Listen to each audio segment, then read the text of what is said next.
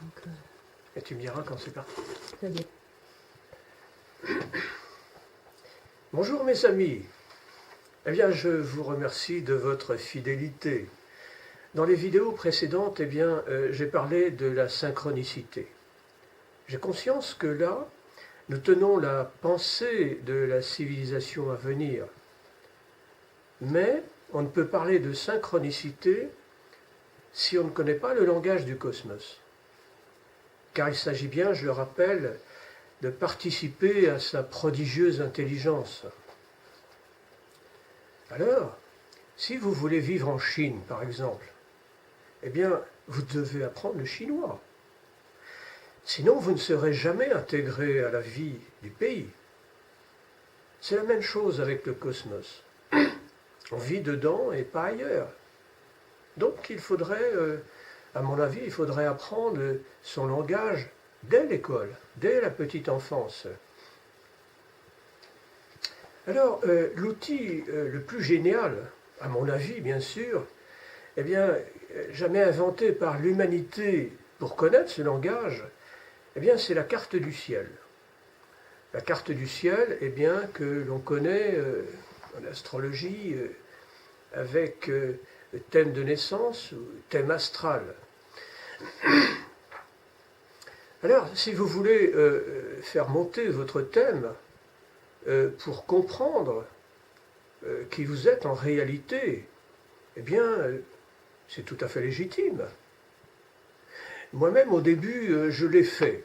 Je l'ai fait pour tâcher de comprendre comment je fonctionnais, qu'est-ce que c'était que cette volonté, cette pensée, cette sensibilité, ma relation avec les autres. Donc ça c'est Vénus, la volonté vous savez que c'est le soleil, la pensée c'est Mercure, Vénus c'est la relation avec les autres, on dit c'est l'amour, mais oui, mais c'est pas que ça. Et Mars c'est l'action, c'est l'activité. Mais en réalité, vous apprenez le langage du cosmos, vous apprenez ses mots, vous apprenez sa grammaire, vous apprenez sa syntaxe, et ça c'est tout à fait prodigieux. Mais bien sûr, au début, nous n'avons pas conscience de ça, puisque nous sommes axés, nous sommes focalisés sur notre thème. Alors nous regardons notre thème avec des yeux écarquillés, et puis on cherche, voilà, mais qu'est-ce qu'on voit finalement? On ne voit que des planètes, on voit des signes du zodiaque, et puis on voit des tranches de gâteau là, qui tournent autour, et puis qu'on appelle les maisons ou les secteurs. Mais où est-ce qu'elle est votre volonté là-dedans? Où est-ce qu'elle est votre pensée? Où est-ce qu'elle est votre manière de rencontrer les autres? Et c'est là où vous allez faire la jonction entre votre volonté et le soleil dans votre thème. Si vous êtes né au mois de mai, par exemple, avant le 21 mai, votre soleil est dans le taureau. Si vous êtes né au mois de décembre, à partir du 21 décembre, votre soleil est en Capricorne. Et donc, vous allez vous rendre compte, en tout cas les gens qui ont le soleil en Capricorne ou les gens qui ont le soleil en taureau, ils ne fonctionnent pas exactement de la même façon avec leur volonté, voyez-vous. Et c'est à partir du moment où nous jetons un coup d'œil sur notre thème et qu'on fait la relation avec l'ensemble cosmologique qui est là, c'est-à-dire le système solaire, à ce moment-là, on commence à se dire, tiens, effectivement, je suis une sorte de compagnon du système solaire, où le système solaire, il est quelque part en moi. Bien. Donc c'est pour ça qu'on monte un thème à la naissance. Alors maintenant, je voudrais vous dire 2 ou 3 choses sur les planètes, sur le zodiaque notamment. Et pourquoi le zodiaque plus spécialement? Parce qu'on dit beaucoup de bêtises à ce sujet. Le zodiaque des anciens Eh bien, vous le savez, c'est le zodiaque, pour ceux qui s'intéressent celles et ceux qui s'intéressent à l'astrologie, eh bien, c'est le zodiaque des constellations, à savoir le zodiaque des étoiles. C'est-à-dire que les anciens projetaient le Soleil sur le fond du ciel, le fond stellaire, sur les constellations. Mais, depuis Copernic, au XVIIe siècle, eh bien, on a appris, il nous a enseigné que ce n'est pas la Terre qui se trouve au centre du système solaire, mais c'est bien le Soleil. Alors, on a appelé ce zodiaque-là le zodiaque tropique. Eh bien, c'est celui qu'utilisent la plupart des astrologues aujourd'hui.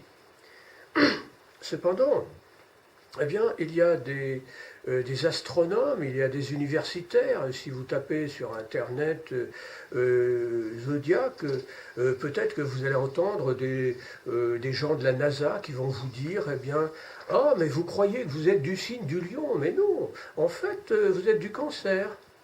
Alors effectivement, si vous apprenez l'astrologie, vous êtes débutant en astrologie, eh bien, vous êtes dans la confusion. Vous dites, mais qui dit la vérité? Bien. Alors, ces gens-là, pour dire ça, eh bien, ils se réfèrent au zodiaque des constellations et pas au zodiaque tropique. Ce qui fait qu'aujourd'hui, eh bien, il y a un décalage d'environ 30 degrés entre ces deux zodiaques. Mais en fait, le véritable zodiaque, eh bien, c'est le zodiaque tropique, c'est-à-dire la relation Terre-Soleil qui est montrée par le changement de saison dans l'hémisphère nord en tout cas. Eh bien, comme j'ai dit tout de suite, eh bien, ça entraîne une confusion pour, comment dirais-je, chez celles et ceux qui veulent apprendre, qui veulent comprendre l'astrologie. Alors, tout ça eh bien, est dû à l'ignorance, aussi peut-être à la mauvaise foi de gens qui refusent cette science extraordinaire. Je ne vais pas rentrer dans des débats infinis, ça on peut trouver ça sur Internet, mais j'en parle d'une façon je dirais, plus précise dans mon second ouvrage, Le Cosmos et Langage. En tout cas, c'est là où je tâche de remettre les pendules à l'heure.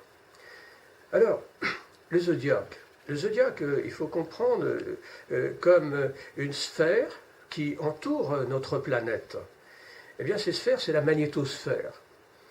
Lors de la révolution de la Terre autour du Soleil, en une année, eh bien, cette sphère reçoit différentes vibrations de l'énergie solaire. Ces vibrations vont traverser la magnétosphère en apportant la vie sur Terre, en la déroulant, en multipliant, et nous allons avoir au fur et à mesure du déroulement de l'année un certain nombre de facteurs différents qui vont créer cette multiplicité dans la vie sur Terre. Et alors ces différentes vibrations, eh bien, ce sont les signes du zodiaque. Zodiaque, entre parenthèses, ça vient de zodiakon en grec, qui veut dire le cercle des animaux. Alors les anciens, effectivement, avaient plaqué des animaux, ou des symboles animaux ou autres, comme la balance, sur les constellations, pour imager. Imager quoi? Eh bien, imager l'énergie, l'information qui est là. Alors, les êtres planétaires, c'est-à-dire les planètes, qui sont en fait des puissances archétypes, eh bien, délivrent également de l'information sur Terre au cours de leur évolution autour du Soleil.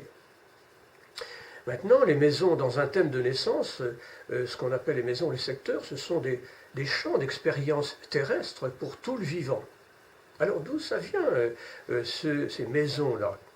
Eh bien, elles sont conditionnées par la rotation de la Terre en 24 heures. C'est ce qu'on appelle le cycle circadien, le cycle jour-nuit. J'ai failli dire cirque, mais attention, c'est un lapsus. Bien. Alors le thème de naissance. Le thème de naissance, eh bien, moi je l'appelle diagramme cosmique. Alors, je vais vous montrer la manière dont je trace un thème de naissance. Et j'ai choisi celui de Voilà, j'espère que vous voyez bien. Je vais l'approcher un petit peu, je vais reculer, voilà. Eh bien, c'est le thème de Wolfgang Pauli. Et alors, qui est Wolfgang Pauli? Eh bien, c'est un grand physicien de la physique, de la mécanique quantique, qui, avec Jung, ont mis ensemble, je l'ai dit peut-être dans une autre vidéo, qui ont travaillé ensemble sur le principe de synchronicité. Mais là, ce que je veux montrer dans ce thème, eh bien, c'est que là, nous avons une croix parfaite. C'est ça, la croix cosmique. Alors, ça peut être pour les celtisans, pour les bretons comme moi, par exemple, ça peut être une croix celtique. Mais pour la plupart des gens, c'est une croix cosmique, bien sûr. Eh bien, comment fait-on, comment arrive-t-on à avoir ce genre de thème? Eh bien, tout simplement en choisissant de mettre les secteurs, les maisons, à 30 degrés, et non pas les signes du zodiaque. Alors, sur le plan mathématique, les deux choses se valent. Mais sur un plan psychologique, c'est entièrement différent. Pourquoi cela? Vous allez comprendre tout de suite. Parce que vous êtes des êtres, des personnes très intelligentes, je m'en doute. Voilà. Alors, ici, si vous placez dans le thème de naissance l'homme de Vitruve, vous voyez cette image dessinée par l'architecte Vitruve, mais aussi par Léonard de Vinci. Donc vous voyez un homme masculin bien sûr, avec la tête ici, les deux bras de chaque côté ici, hein, à l'est et à l'ouest, et puis ici les deux pieds. Et donc vous voyez que ce personnage représenté, il est bien droit, la colonne vertébrale est bien droite, et que la tête, elle ne penche pas à gauche ou à droite, comme on va voir dans certains, peut-être la plupart des thèmes de naissance, hein, qui sont montés avec des logiciels. Là, je monte ce thème, bien sûr, avec l'aide de logiciels. J'ai une vieille calculette qui date d'une trentaine d'années, mais qui fonctionne toujours. Et puis, je fais des comparatifs aussi avec des logiciels qu'on peut trouver sur Internet. Donc, mais le reste, je monte tout à la main. Hein. Pour moi, c'est un respect vis-à-vis de la personne et puis vis-à-vis du cosmos aussi, vis-à-vis de l'intelligence du cosmos. Hein, c'est pas une espèce de chose qui est sortie par un ordinateur. Alors, donc,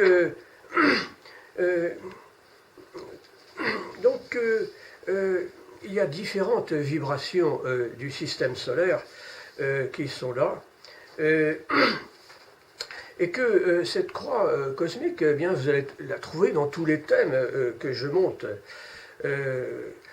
Ça signifie que finalement, sur le plan psychologique, là aussi, vous cherchez à être droit, c'est-à-dire à faire fonctionner ensemble eh bien, votre moi conscient et l'inconscient, de tâcher de rééquilibrer cette relation entre ces deux parties de la personnalité. Donc, ce qui est important, si vous cherchez à vous réaliser selon les besoins de l'univers, ceux de votre âme aussi, bien sûr, et ceux de l'humanité entière, eh bien, votre thème de naissance montre que vous êtes né pour répondre à tous ces besoins. Alors, je vais développer certains concepts comme l'âme, karma, dans la prochaine vidéo. Alors, à bientôt!